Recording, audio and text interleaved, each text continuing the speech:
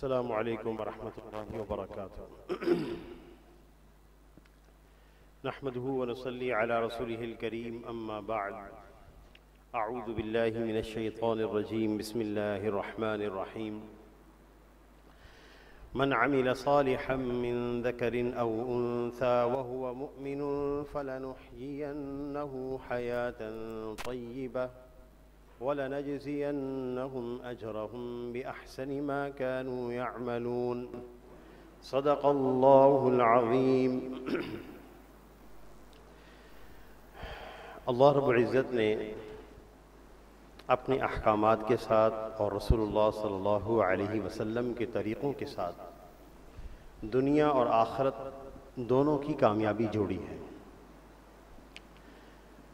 قرآن پاک میں آتا ہے من عمل صالحا من ذکر او انثى، جو بھی انسان دنیا میں نیک عمل کرے، مرد ہو یا عورت، وہو مؤمن، اور وہ ایمان والے ہوں، فلنحینہ حیاۃ طیبہ، ہم ان کو اس دنیا میں لطف والی، راحت والی زندگی دیں گے، وَلَنَجْزِيَنَّهُمْ أَجْرَهُمْ بِأَحْسَنِ مَا كَانُوا يَعْمَلُونَ، اور ان کے پھر نیک عملوں کا بدلہ آخرت میں عطا کریں گے۔ اس لیے دنیا کے اندر نیک عملوں کے اثرات ظاہر ہوتے ہیں، اور آخرت میں اللہ جل شانہ ان نیک عملوں کا بدلہ عطا فرمائیں گے۔ بسا اوقات یہ بات ذہنوں کے اندر آ جاتی ہے کہ شاید نیک عملوں کا تعلق آخرت سے ہے، اور ہماری دنیاوی زندگی کا بننا اس کے لیے ہمیں اپنی اپنی صلاحیتوں کے ساتھ اور اپنے افکار اور سوچوں کے ساتھ، یا جو غیر مسلم اقوام نے جو طریقے وضع کیے ہیں، ہم ان کی راہوں پہ چلیں گے تو کامیابی دنیا میں حاصل ہوگی۔ دین کا تعلق تو آخرت سے ہے، ایسا نہیں ہے، یہ غلط فہمی ہے۔ اللہ دنیا میں بھی کامیابیاں ظاہر فرماتے ہیں، اور وہ کامیابیاں کس طرح ظاہر ہوتی ہیں؟ یہ انسان بسا اوقات دنیا کے اندر نیک عمل کرتا ہے، اللہ جل شانہ اس کی آنے والی نسلوں کے اندر خیر ظاہر فرما دیتے ہیں۔ نیک عملوں کے ایسے اثرات ظاہر ہوتے ہیں۔ محمد ابن المنکدر مشہور تابعی ہیں رحمہ اللہ، ان کا قول مفسرین نے نقل کیا ہے کہ ایک نیک انسان کی نیک عمل کی برکت سے اللہ جل شانہ اس کے گھر والوں کی اور اس کے خاندان کی اور اس کے آس پاس رہنے والے پڑوس کے گھرانوں کی اللہ تعالی حفاظت فرماتے ہیں۔ ایک نیک انسان کے نیک عملوں کی اتنی برکات ہوتی ہیں، تو یہ انسان بسا اوقات دنیا میں نیک عمل کرتا ہے، اللہ تعالیٰ اس کی آنے والی نسل کے اندر خیر ظاہر فرما دیتے ہیں۔ مشہور قصہ ہے، حضرت عمر بن عبدالعزیز رحمۃ اللہ علیہ جس نسل سے ہیں، ان کی جو نانی ہیں، اس کا قصہ تاریخ کی کتابوں میں موجود ہے کہ حضرت عمر رضی اللہ تعالیٰ عنہ کی عادت مبارکہ یہ تھی کہ وہ گشت فرماتے تھے، اپنی امت کے احوال کو معلوم کرتے تھے۔ تو ایک دفعہ ایک گھر کے پاس سے گزرے تو وہاں ایک بچی اور خاتون کا مکالمہ ہو رہا تھا، اور ماں اپنی بیٹی سے کہہ رہی تھی کہ بیٹی دودھ میں پانی ملا دو، تو بیٹی نے جواب دیا کہ امیر المؤمنین حضرت عمر رضی اللہ تعالیٰ عنہ نے پانی ملانے سے منع کیا ہے۔ تو ماں نے جواب دیا کہ وہ اس وقت کہاں دیکھ رہے ہیں، سو رہے ہوں گے۔ تو بیٹی نے فوراً جواب دیا، متقیہ تھی، کہ اگر امیر المؤمنین سو رہے ہیں لیکن ان کا رب جاگ رہا ہے، لا تأخذہ سنۃ ولا نوم، جس کو اونگ تک نہیں آتے، وہ رب جاگ رہا ہے، دیکھ رہا ہے، میں دودھ میں پانی نہیں ملا سکتی۔ حضرت عمر رضی اللہ تعالیٰ عنہ بہت صاحب ذی فراست تھے، اسی وقت سمجھ گئے کہ اس نوجوان بیٹی نے تقوی اختیار کیا ہے، اللہ تعالیٰ اس کے نتیجے میں اس کی نسل کو ضرور نوازیں گے۔ تو انہوں نے اپنے بیٹے کی شادی اس بچی سے کی ہے، اور پھر تاریخ گواہ ہے کہ یہ بچی نانی بنتی ہے حضرت عمر بن عبدالعزیز رحمۃ اللہ علیہ کی، جو خلیفہ راشد خامس ہیں۔ مولانا سید ابو الحسن علی ندوی رحمۃ اللہ علیہ فرماتے ہیں کہ حضرت عمر بن عبدالعزیز رحمۃ اللہ علیہ کے زمانے میں، ان کی بادشاہت کے زمانے میں، جو عام طور پر لوگوں کا چلن اور بیٹھنا ہوتا تھا، اس بیٹھنے کے اندر جو لوگ آپس میں بات کرتے تھے وہ یہ کیا کرتے تھے، یہ عمومی فضا تھی ان کی دور حکومت میں۔ لوگ آپس میں ملتے تھے، یوں کہ پوچھتے تھے کہ ہم نے رات کو اتنے نوافل پڑھے، آپ نے کتنے نوافل پڑھے، الحمدللہ ہمیں فلاں موقع پر صدقہ کرنے کی اللہ نے توفیق عطا فرمائی، آپ نے کتنا اہتمام کیا۔ لوگ عبادات سے متعلق بات کرتے تھے۔ ان کے دور حکومت میں 2-2.5 سال مدت رہی ہے، اور اس لیے ان کے دور حکومت کو خلفائے راشدین کے دور کے ساتھ اس کو جوڑا جاتا ہے۔ تو ایک خاتون نے تقوی اختیار کیا، اللہ تعالیٰ نے ان کی آنے والی نسل کو نواز دیا۔ قرآن پاک میں قصہ ہے حضرت خضر علیہ السلام اور موسیٰ علیہ السلام کا، جب یہ حضرات اکٹھے سفر پہ جا رہے تھے تو ایک بستی میں گزر ہوا، تو اس بستی والوں نے ان کے ساتھ بد اخلاقی کا معاملہ کیا، اکرام نہ کیا، اور انہی بستی والوں کی ایک دیوار گرنے والی تھی۔ تو قرآن پاک کے الفاظ ہیں کہ حضرت خضر علیہ السلام نے جب اشارہ کیا فَأَقَامَهُ، اس دیوار کو درست کر دیا۔ حضرت موسیٰ علیہ السلام نے یہاں پر ایک سوال کیا کہ ایک تو ان بستی والوں نے بد اخلاقی کا معاملہ کیا، اگر آپ چاہتے تو لو شئت لاتخذت علیہ اجرا، آپ اس پر معاوضہ لے سکتے تھے۔ حضرت خضر علیہ السلام نے فرمایا ھذا فراق بینی و بینک، یہ میری اور آپ کے درمیان جدائی ہے، ہم دوبارہ ملاقات نہیں کریں گے، لیکن جن چیزوں پر آپ صبر نہ کر سکے اور سوالات پوچھتے رہے، میں ان کا جواب ضرور دوں گا۔ تو اس بات کا جواب یہ دیا کہ یہ 2 یتیم بچے ہیں، لغلامین یتیمین فی المدینہ، اس بستی میں رہتے ہیں، 2 یتیم بچے ہیں، والدین کا انتقال ہو چکا ہے۔ وَكَانَ تَحْتَهُ كَنْزٌ، اور اس دیوار کے نیچے خزانہ ہے، اگر یہ دیوار گر جاتی تو خزانہ نکل آتا، یہ بچے چھوٹے تھے، یتیم تھے، یہ تو استعمال نہ کرتے اور لوگ لے اڑتے، لیکن چونکہ وَكَانَ أَبُوهُمَا صَالِحًا، ان دونوں بچوں کے ماں باپ نیک تھے، تو رحمتً من ربک، تیرے رب نے اپنی مہربانی سے ان کے خزانے کی حفاظت کا حکم دیا ہے، اس لیے میں نے دیوار کو سیدھا کر دیا۔ وَكَانَ أَبُوهُمَا صَالِحًا، ماں باپ چونکہ نیک تھے، تو انسان بسا اوقات نیک عمل کرتا ہے، اللہ تعالیٰ اس کی آنے والی نسل کے اندر خیر ظاہر فرما دیتے ہیں۔ اور یہ بسا اوقات یہ انسان اپنی نوجوانی کے اندر نیک عمل کرتا ہے، اللہ جل شانہ اس کے بڑھاپے کے اندر خیر ظاہر فرماتے ہیں۔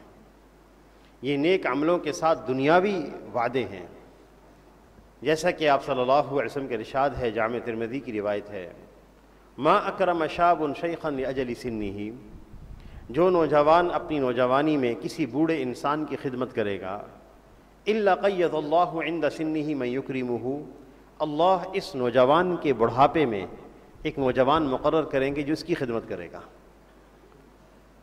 اس کے اثرات نیک عملوں کے اس کے بڑھاپے میں ظاہر ہو رہے ہیں، جہاں احتیاج اور ضرورت ہے۔ اور بسا اوقات یہ انسان نیک عمل کرتا ہے، اللہ جل شانہ اس کے رزق میں، اس کی عمر میں اضافہ فرما دیتے ہیں۔ آپ صلی اللہ علیہ وسلم کے ارشاد ہے، من احب ان یبسط له فی رزقہ وینسأ له فی اثرہ، جو شخص سے چاہتا ہے کہ اللہ اس کا رزق بڑھا دیں اور اس کی عمر لمبی کر دیں، فلیصل رحمہ، اس کو چاہیے کہ صلہ رحمی کرے، خاندان کے ساتھ جوڑ لگانا مشکل معاملہ ہے۔ بس انسان اپنے اس معاملے میں اللہ کی ذات کے علاوہ کسی چیز کا، اللہ کی ذات کے علاوہ کسی سے اپنے عمل کا بدلہ نہ چاہے تو صلہ رحمی کر سکتا ہے، ورنہ کتنے مراحل ایسے آئیں گے خاندان کے اندر کہ اس کی طرف سے تو صلہ رحمی ہوگی اور اس کے جواب میں خاندان کی طرف سے صلہ رحمی نہیں ہوگی، دکھ پہنچے گا، بے اعتنائی دیکھنی ہوگی، توجہ نہیں دیں گے آپ کی طرف۔ آدمی کہتا ہے کہ ہم نے تو بڑا ہی کرام کیا، ہم نے تو محبت کا اظہار کیا اور اس کے نتیجے میں ہمیں یہ بدلہ ملا، بس یہ شکوہ اگر نہ ہو تو پھر صلہ رحمی ہو سکتی ہے۔ اور اس کے نتیجے میں اللہ تعالیٰ شانہ کیا انعام دیں گے؟ من احب ان یبسط لہ فی رزقہ، جو شخص یہ چاہتا ہے کہ اللہ اس کا رزق بڑھا دیں، وینسأ لہ فی اثرہ، اور اس کی عمر لمبی کر دیں، فلیصل رحمہ، اس کو چاہیے کہ صلہ رحمی کرے۔ بعض حضرات کو اشکال ہوتا ہے کہ جب انسان کی عمر طے ہے وہ لمبی کیسے ہو سکتی ہے، اور اس کا رزق بھی طے ہے۔ قرآن پاک میں آتا ہے فَأَحْصَاهُمْ وَعَدَّهُمْ عَدًّا، ہم نے ہر، مفسرین نے اس کے ترجمہ میں تفسیر میں لکھا ہے کہ ہم نے ہر ایک کے لقمے بھی گنے ہوئے ہیں اور سانس بھی گنے ہوئے ہیں، نہ اس سے کوئی اضافہ ہوگا نہ اس میں کمی ہوگی، تمام مخلوقات کے۔ تو پھر اضافہ رزق میں کیسے ہوگا، یا اضافہ عمر میں کیسے ہوگا؟ کیونکہ زندگی کے بارے میں قرآن پاک کی آیت یہ ہے لا یستأخرون ساعۃ ولا یستقدمون، جب وہ مرحلہ آتا ہے نہ ایک لمحہ پہلے ہوتا ہے نہ بعد میں ہوتا ہے۔ تو محدثین نے وہیں جواب میں شارحین نے لکھا ہے کہ اصل میں اللہ جل شانہ نے اس کی تقدیر میں لکھ دیا ہے کہ یہ صلہ رحمی کرے گا، اللہ عمر بھی بڑھا دیں گے اور رزق بھی بڑھا دیں گے۔ من عمل صالحا من ذکر او انثى، جو بھی انسان دنیا میں نیک عمل کرتا ہے، فلنحینہ حیاتا طیبہ، ہم اس کو دنیا میں بہترین زندگی دیتے ہیں۔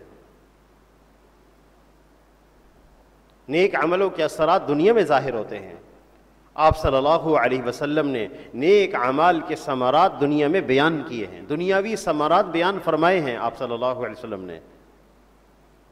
جیسے ایک دفعہ حدیث عبداللہ ابن خبیب میں ہے رضی اللہ عنہ، آپ نے فرمایا قل پڑھیے، انہوں نے عرض کیا یا رسول اللہ میں کیا چیز پڑھوں؟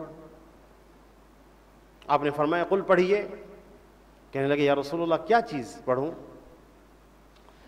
آپ نے پھر فرمایا قل، تیسری دفعہ فرمایا، اور فرمایا قل هو اللہ احد والمعوذتین حین تمسی وحین تصبح 3 مرات تکفیک من کل شیء۔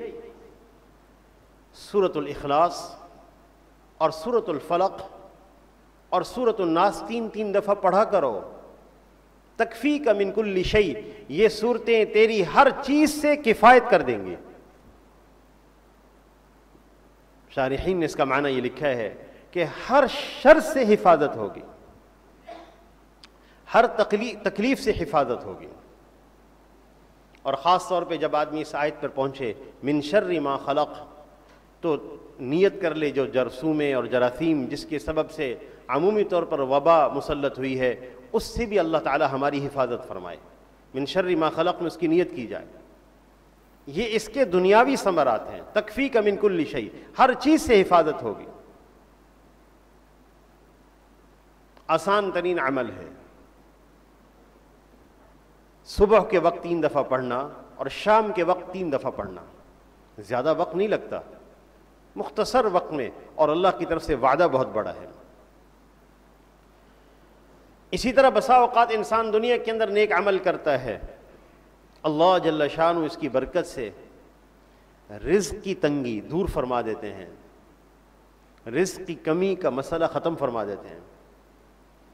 جیسا کہ آپ صلی اللہ علیہ وسلم کے ارشاد ہے من قرأ سورۃ الواقعۃ فی کل لیلۃ لم تصبہ فاقۃ ابدا، جو روزانہ رات کو سورۃ الواقعہ کی تلاوت کرے گا اس کو فاقہ نہیں پہنچ سکتا، فاقہ نہیں آئے گا، رزق کی تنگی نہیں ہوگی۔ اس لیے عبداللہ بن مسعود رضی اللہ تعالیٰ عنہ نے اپنی بیٹیوں کو سورۃ واقعہ سکھائی۔ حضرت عثمان رضی اللہ تعالیٰ عنہ مرض الوفات میں، عبداللہ بن مسعود رضی اللہ تعالیٰ عنہ کے مرض الوفات میں خلیفۃ المسلمین حضرت عثمان بن عفان ذو النورین رضی اللہ عنہ تشریف لائے عیادت کے لیے، اور کچھ مال مرحمت کرنے کا ارادہ فرمایا۔ تو عبداللہ بن مسعود رضی اللہ تعالیٰ عنہ فرمانے لگے مجھے اس کی حاجت نہیں ہے۔ انہوں نے فرمایا کہ چونکہ آپ کی بیٹیاں ہیں، آپ کے بعد ان کے کام آ جائے گا۔ تو کہنے لگے میں نے ان کو سورۃ واقعہ سکھائی ہے، اور میں نے نبی صلی اللہ علیہ وسلم سے سنا ہے من قرأ سورۃ الواقعۃ فی کل لیلۃ لم تصبہ فاقۃ ابدا، کہ جو سورۃ الواقعہ کی ہر رات تلاوت کرے گا اس کو کبھی فاقہ نہیں آ سکتا. لہذا میں اپنی بیٹیوں کے بارے میں بے فکر ہوں، فکر مند نہیں ہوں، ان کو رزق کی تنگی نہیں ہوگی. نیک عملوں کے اثرات دنیا میں ظاہر ہوتے ہیں. تو جو بھی انسان دنیا میں نیک عمل کرے گا وہ ایمان والا ہو، ہم اس کو دنیا میں بالطف زندگی عطا کریں گے. لیکن بسا اوقات انسان حالات دیکھتے ہیں بڑے عجیب. ایک آدمی نیک ہے، اعمال صالحہ کا اہتمام کرنے والا ہے، حقوق کی ادائیگی کرنے والا ہے، اس کے باوجود زندگی میں تنگی آ گئی، مشکل آ گئی، اب زندگی میں لطف نہیں رہا. حالانکہ اللہ جل شانہ کا یہ وعدہ ہے جو بھی نیک عمل کرے گا ایمان والا ہو ہم دنیا میں لطف والی زندگی دیں گے، حیات طیبہ. تو مفسرین نے لکھا ہے کہ اصل میں انسان کی دنیا کو اللہ تعالیٰ نے ایسا بنایا ہے جس میں رات اور دن دونوں ہیں، چھاؤں بھی ہے اور دھوپ بھی ہے، سردی اور گرمی دونوں ہیں، مختلف حالات رہتے ہیں انسان کے اوپر، اچھے بھی اور تنگی والے بھی. ایمان والوں کو نیک عملوں کی برکت سے دو نعمتیں دی جاتی ہیں. ایک قناعت کی نعمت، تنگی کے حالات آ گئے، جتنا دیا ہے انسان اس پر اللہ سے راضی ہے. یہ بہت بڑی نعمت ہے قناعت. اور دوسری نعمت تکلیف پر، دنیا میں جو تکلیف آئی اس پر اس نے صبر کیا ہے، اس کو یقین ہے کہ اللہ اس کا اجر بدلے کی صورت میں آخرت میں عطا فرمائیں گے مجھے. یہ دو کیفیتیں ایسی ہیں اگر انسان میں پیدا ہو جائیں تو کیسے ہی حالات کیوں نہ ہوں یہ انسان مزے میں ہوتا ہے.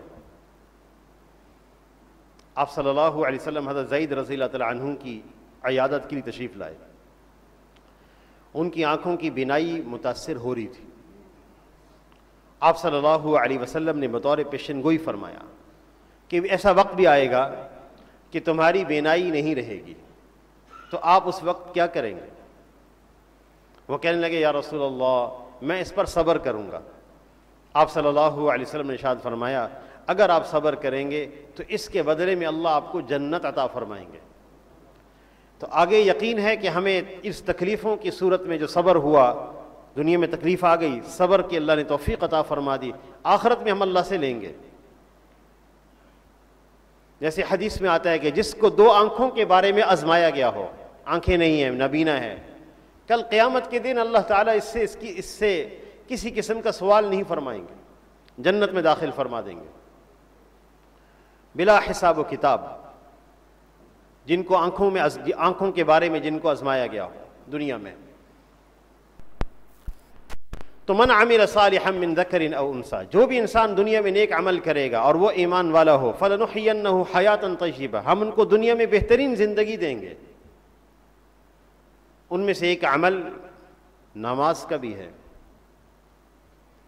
اس کے دنیاوی اثرات بڑے عجیب ہیں اور آخرت کا جو نتیجہ ہے وہ تو بہت بڑا. نماز کا سب سے بڑا جو پھل ہے جو آخرت میں ملنا ہے وہ اللہ تعالیٰ کا دیدار ہے. یہ نماز کا سب سے بڑا فائدہ ہے. اس لیے آپ صلی اللہ علیہ وسلم نے جہاں نماز کو بیان فرمایا تو ساتھ یوں فرمایا انکم سترون ربکم، ان قریب تم اپنے رب کو دیکھو گے. ایک جگہ جب آپ نے بیان فرمایا تو صحابہ اکرام نے عرض کیا یا رسول اللہ بہت بھیڑ ہوگی، ہم کیسے دیکھیں گے؟ آپ صلی اللہ علیہ وسلم نے ارشاد فرمایا جیسے 14ویں رات کا چاند نکلا ہوا ہو، پہاڑوں پہ رہنے والے اور زمین پہ رہنے والے برابر دیکھتے ہیں، اس طرح تم اپنے رب کو دیکھو گے. اور محدثین نے لکھا ہے کہ جنت کی تمام نعمتوں میں سے سب سے اعلیٰ نعمت دیدار رب بھی ہے، رب کا دیدار ہے. جب اللہ کا دیدار نصیب ہوگا جنتی تمام نعمتوں کو بھول جائیں گے. حالانکہ وہ نعمتیں ایسی ہیں ما لا عین رأت، جس کو کسی آنکھ نے نہیں دیکھا، ولا اذن سمعت، کسی کے کان نے اس کے بارے میں سنا نہیں، ولا خطر علی قلب بشر، کسی کے خواب و خیال میں بھی، تصور میں بھی نعمت نہیں آ سکتی. حالانکہ تصور کے اوپر کسی کی پابندی نہیں ہوتی. ہم تصور کر لیں ایسی بادشاہت ہوگی اور یہ ایسی بادشاہت ہوگی، تصور پر کوئی پابندی نہیں ہے، لیکن تمہارے تصور میں بھی نہیں آ سکتی. آپ صلی اللہ علیہ وسلم نے جب یہ حدیث بیان فرمائی تو ساتھ ہی فرمایا تم چاہو تو یہ آیت پڑھ لو، فَلَا تَعْلَمُ نَفْسٌ مَّا أُخْفِيَ لَهُم مِّن قُرَّةِ أَعْيُن، تم میں سے کوئی نفس نہیں جانتا جو اللہ تعالیٰ نے آنکھوں کے ٹھنڈک کے سامان ان کے لیے بنا رکھے ہیں۔ لیکن ان سب نعمتوں میں سے سب سے اعلیٰ نعمت اللہ تعالیٰ کا دیدار ہے، اور یہ نماز سے پیدا ہوتا ہے، اس کی استعداد پیدا ہوتی ہے، اللہ کی دیدار کی صلاحیت پیدا ہو جاتی ہے۔ اس لیے آپ صلی اللہ علیہ وسلم نے ارشاد فرمایا انکم سترون ربکم، ان قریب تم اپنے رب کا دیدار کرو گے۔ ساتھ اگلی بات فرمائی فَإِنِ اسْتَطَعْتُمْ أَلَّا تُغْلَبُوا عَلَى صَلَاةِ قَبْلَ طُلُوعِ الشَّمْسِ وَقَبْلَ غُرُوبِهَا، اگر ایسا ہو سکے کوئی چیز تم پر غالب نہ آ جائے، کوئی چیز تمہارے لیے مانع نہ بن جائے، اگر ایسا ہو سکے تو سورج نکلنے سے پہلے یعنی فجر کی نماز اور غروب ہونے سے پہلے عصر کی نماز کا خوب اہتمام کرنا، اس کو چھوڑنا نہیں۔ عموماً عادت بن رہی ہے فجر کی نماز نہ پڑھنے کی، کیونکہ اس وقت آنکھ میں نیند کا غلبہ ہے، اللہ تعالیٰ کی طرف سے جو انعام ملنے والا ہے اس کے سامنے اس قربانی کی کوئی حیثیت نہیں۔ رات کو جلدی سونا، صبح جلدی اٹھنا، اس کا معمول بنائے، اپنے بچوں کی تربیت کی جائے، رات کو جلدی سونے کی۔ اور پھر رات کو جب ہم موبائل کے اندر مشغول ہوں گے اور اس کے اندر مختلف موویز کے اندر دیکھنے میں مشغول ہوں گے تو رات کی نیند متاثر ہو جائے گی، اس لیے اس کو بند کر کے ایک طرف کریں، خاموش کریں اس کو۔ نیند نہیں آتی عادت بنائیں، آنکھیں بند کر کے لیٹیں، انشاءاللہ آنا شروع ہو جائے گی نیند۔ عادت بن گئی نیند نہ آنے کی جلدی، 10 بج رہے ہیں، 11 بج رہے ہیں، 12، 1، عادت بن گئی نیند نہ آنے کی۔ ہمیں نیند نہیں آتی کیا کریں؟ مشق کریں، اس کو ذرا بند کر کے ایک طرف کریں، رات روزانہ جلدی سونے کی مشق کریں، کچھ ہی دنوں بعد نیند آنا شروع ہو جائے گی، تاکہ صبح جلدی بیدار ہوں۔ فجر کی نماز کی اہمیت سب سے زیادہ ہے، اس سے غفلت نہ ہو، چھوٹ گئی قضا کریں اور اللہ سے مانگیں۔ بچوں سے چھوٹ گئی بچوں سے قضا کروائیں، اللہ سے مانگے بھی اے اللہ ہمیں اس کی ادا کی توفیق عطا فرما، یہ قضا نہ ہو۔ اور پھر آپ صلی اللہ علیہ وسلم کے ایک خادم تھے ربیعہ بن کعب، دروازے پہ بیٹھے رہتے تھے کہ کبھی کوئی رسول اللہ صلی اللہ علیہ وسلم کو حاجت پیش آئے تو میں خدمت کے لیے موجود رہوں۔ رات کا وقت تھا، دروازے پہ بیٹھے ہوئے تھے۔ روایات میں آتا ہے کہ یہ نبی صلی اللہ علیہ وسلم کے دروازے پر بیٹھے رہتے، سنتے رہتے، آپ کی سانسوں کی آواز جب ایسی ہو جاتی جیسے کوئی آدمی سو گیا ہو تو پھر چلے جاتے۔ ایک دن رات اسی طرح دروازے کے باہر بیٹھے ہوئے تھے تو آپ صلی اللہ علیہ وسلم کو حاجت پیش آئی، آپ اٹھے تو انہوں نے فوراً پانی پیش کیا، آپ بہت خوش ہوئے، آپ نے فرمایا کیا مانگتے ہو؟ مانگو۔ سبحان اللہ، صحابہ کرام نے بھی رسول اللہ صلی اللہ علیہ وسلم سے محبت کا حق ادا کیا ہے۔ محبت کرنے والی جماعت جو ہے وہ صحابہ کرام کی جماعت ہے۔ کہنے لگے یا رسول اللہ جنت میں مجھے اپنی رفاقت عطا فرما دیں، جنت میں آپ کے ساتھ رہوں۔ آپ نے فرمایا اس کے علاوہ کچھ اور مانگ لو۔ کہنے لگے نہیں یا رسول اللہ جنت میں آپ کی رفاقت مل جائے، آپ کا پڑوس مل جائے بس۔ تو آپ صلی اللہ علیہ وسلم نے ایک چھوٹا سا جملہ ارشاد فرمایا، آپ نے فرمایا ٹھیک ہے، اعنی علی نفسک بکثرۃ السجود، میں کل قیامت کے دن اللہ سے درخواست کروں گا، سفارش بھی کروں گا، تیرے لیے دعا بھی کروں گا، لیکن میری اس دعا کی معاونت تم نے کثرت نماز کے ساتھ کرنی ہے، نماز کثرت سے پڑھنی ہے، سجود کثرت سے ہوں، نوافل تیرے زیادہ ہوں۔ میں انشاءاللہ اللہ تعالیٰ سے درخواست کر دوں گا، اللہ تمہیں میرا رفیق جنت میں بنا دیں گے۔ نماز معمولی نعمت نہیں ہے، اس کی اخروی اجر بہت بڑا، اس لیے حضرت شاہ ولی اللہ محدث دہلوی رحمۃ اللہ علیہ فرماتے ہیں نماز کا سب سے بڑا انعام دیدار خداوندی ہے، سب سے بڑا انعام ہے۔ اس کے پیچھے کیا انعامات رہ گئے؟ اور دنیا میں اس کا انعام یہ ہے ان الصلاۃ تنہی عن الفحشاء والمنکر، نماز بے حیائی سے روکتی ہے، نماز بری باتوں سے روکتی ہے۔ ہمارے استاد محترم مولانا یوسف خان صاحب فرمانے لگے، کسی نے ان سے سوال کیا کہ جی ہم تو نماز پڑھتے ہیں، نماز بے حیائی سے روکتی نہیں، گناہوں سے ہم باز نہیں آتے، نماز تو ہم پڑھتے ہیں۔ اللہ اکبر، فرمانے لگے ہر آدمی کو اللہ تعالیٰ نے اس کا استحضار یا مشاہدہ کروایا ہے کہ وہ گناہوں سے رک جاتا ہے، اس لیے کہ جب بندہ نماز پڑھ رہا ہو اس وقت وہ غیبت نہیں کرتا، گناہوں سے رکا ہوا ہے۔ جو بندہ نماز پڑھ رہا ہو وہ بد نگاہی کے گناہوں سے رکا ہوا ہے، جو بندہ نماز پڑھ رہا ہے وہ کانوں کے غلط سننے سے رکا ہوا ہے۔ کتنے گناہوں سے حفاظت ہو رہی جب بندہ نماز پڑھ رہا ہے۔ اللہ تعالیٰ نے سب کو مشاہدہ کرا دیا ہے کہ نماز بے حیائی سے روکتی ہے، اور اگر یہ قوت بڑھ جائے تو انشاءاللہ اللہ تعالیٰ بازار میں بھی اور برے ماحولوں کے اندر بھی اللہ تعالیٰ بندے کی حفاظت فرمائیں گے۔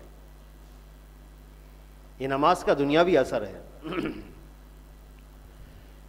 کتنے وعدے آپ صلی اللہ علیہ وسلم نے بیان فرمائے۔ رسول اللہ صلی اللہ علیہ وسلم کی سنتوں میں دنیاوی برکات ہیں، دنیا کی برکتیں ہیں، آخرت میں اللہ جل شانہ عطا فرمائیں گے۔ اس لیے آپ صلی اللہ علیہ وسلم نے اپنی بعض سنتوں کی دنیاوی برکات بیان فرمائی ہیں کہ کبھی یہ مت سمجھنا کہ دین کے ساتھ کامیابی کا تعلق صرف آخرت کا ہے، نہیں، دین کے ساتھ کامیابی کا تعلق دنیا کا بھی ہے۔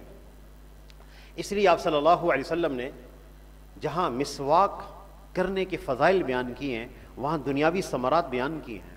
ہمارے ہاں اس میں بہت کمی ہے، ہم مسواک نہیں کرتے۔ یاد رکھیے گا، ہمارے اس جبڑے کے خالق، ہم سب کے خالق بھی، ہمارے دانتوں کے خالق اللہ ہیں، اور اللہ جل شانہ جانتے ہیں کہ اس دانتوں کے لیے سب سے زیادہ نفع مند چیز کون سی ہے۔ اللہ تعالیٰ کے علم حق ازلی میں ہے۔ اس لیے رسول اللہ صلی اللہ علیہ وسلم کو جو تعلیم دی گئی ہے وہ شجر ایراک یعنی پیلو کے درخت کی مسواک کرنے کی تعلیم دی گئی ہے، سب سے بہتر چیز۔ اس سے بڑھ کر دنیا میں کوئی نفع مند چیز دانتوں کے لیے نہیں ہوگی، کیونکہ نبی صلی اللہ علیہ وسلم کا ہر عمل اور ہر قول اور فعل اللہ کی وحی کے عین مطابق ہوتا ہے۔ وما ينطق عن الهوى ان هو الا وحی یوحى، ہمارے نبی صلی اللہ علیہ وسلم جو بھی بات فرماتے ہیں وہ اللہ کی طرف سے وحی ہوتی ہے۔ آپ کا عمل بھی وحی، آپ کا کلام بھی وحی۔ اور اللہ نے ایک اور بہت بڑا مقام عطا فرمایا ہے انبیاء علیہ السلام کو، کسی عمل کو دیکھ کر خاموش ہو جائیں وہ بھی اللہ کی طرف سے وحی اور حکم کے نفاذ کی اجازت ہوتا ہے۔ اس کو کہتے ہیں حدیث تقریری، اردو میں تقریر کہتے ہیں بولنے کو، اور عربی میں حدیث تقریری کہتے ہیں وہ عمل جس کو نبی صلی اللہ علیہ وسلم دیکھ کر خاموش رہے وہ بھی حکم بن گیا۔ آپ صلی اللہ علیہ وسلم پیلو کی درخت کی مسواک فرماتے تھے۔ آپ کی جتنی جدید زمانے کے اندر جو بھی دوائیں بن رہی ہیں اور معجون بنتی ہے، ٹوتھ پیسٹ بن رہی ہیں دانتوں کے لیے، اس کا جوس بھی ڈال رہے ہیں، اس کو کرش کر کے ڈال رہے ہیں۔ حیران ہے سائنسدان کہ اس میں کتنے نفع اللہ نے رکھے۔ آپ صلی اللہ علیہ وسلم نے مسواک کو جہاں بیان فرمائے اس کے دنیاوی فوائد 7 بیان فرمائے۔ آپ صلی اللہ علیہ وسلم کے ارشاد ہے السواک فی السواک 10 خصال، مسواک میں 10 فائدے ہیں۔ یطیب الفم، منہ کو خوشبودار بناتی ہے۔ وشد اللثہ، داڑھوں کو مضبوط کرتی ہے۔ ویجل البصر، آنکھوں کو تیز کر دیتی ہے۔ ویذہب البلغم، بلغم کو دور کر دیتی ہے۔ ویذہب الحفر، دانتوں کی حساسیت کو دور کر دیتی ہے۔ ویوافق السنہ، اور سنت کے عین مطابق ہے۔ ویفرح الملائکہ، ملائکہ اس سے خوش ہو جاتے ہیں۔ ویرضی الرب، سب سے بڑی بات اللہ کو راضی کر دیتی ہے۔ ویزید فی الحسنات، نیکیوں میں اضافہ ہو جاتا ہے۔ آپ صلی اللہ علیہ وسلم کا واضح ارشاد ہے کہ بغیر مسواک کی نماز اور مسواک کے ساتھ جو نماز پڑھی جاتی ہے اس میں 70 گنا کا فرق ہے۔ مسواک کے ساتھ نماز پڑھی جانی، جو نماز پڑھی جائے گی 70 گنا اس میں اضافہ کر دیا جائے گا۔ وَيَزِيدُ فِي الْحَسَنَاتِ وَيُصَحِّحُ الْمِعْدَةَ، معدے کی اصلاح کرتی ہے۔ دنیاوی فوائد ثمرات سے بیان فرمائے۔ اس لیے ہر نیک عمل کے ساتھ دنیاوی برکتیں ہیں اور آخرت میں اللہ جل شانہ اس پر عطا فرمائیں گے۔ اور پھر آپ صلی اللہ علیہ وسلم کی سنن اعمال میں سے کھانے سے پہلے بسم اللہ پڑھنا، اس سے بھی کھانے میں برکت ہے۔ اور آخری بات یہ ہے، ایک عمل آپ صلی اللہ علیہ وسلم نے ایسا بیان فرمایا کہ اگر ہم اس کا اہتمام کریں اللہ جل شانہ ہمارے پورے گھر کو رحمت اور برکت سے بھر دیں گے، اور وہ عمل قرآن پاک کی تلاوت ہے۔ آپ صلی اللہ علیہ وسلم کا ارشاد ہے لا یقعد قوم یذکرون اللہ، جس گھر میں کلام اللہ کی تلاوت کی جاتی ہے حفتہم الملائکہ، رحمت کے فرشتے اس گھر کو گھیر لیتے ہیں، وغشیتہم الرحمہ، اللہ کی رحمت ان گھر والوں کو ڈھانپ لیتی ہے، ونزلت علیہم السکینہ، اللہ تعالیٰ اپنا سکون ان گھر والوں پہ نازل فرماتے ہیں۔ 5 منٹ کے لیے روزانہ اگر تلاوت کر لی جائے اور گھر کے سارے افراد بیٹھ کے تلاوت کر لیں، اللہ جل شانہ یہ برکتیں ہمیں عطا فرما دیں گے۔ تو من عمل صالحا من ذکر او انثی، جو بھی انسان دنیا میں نیک عمل کرے گا، شرط یہ ہے کہ وہ ایمان والا ہو، مرد ہو یا عورت، فلنحینہ حیاتا طیبہ، ہم اس کو دنیا میں لطف والی زندگی عطا کریں گے، وَلَنَجْزِيَنَّهُمْ أَجْرَهُمْ بِأَحْسَنِ مَا كَانُوا يَعْمَلُونَ، اور اس کے نیک عملوں کا بدلہ آخرت میں اجر کی صورت میں عطا کریں گے۔ وآخر دعوانا ان الحمد للہ رب العالمین۔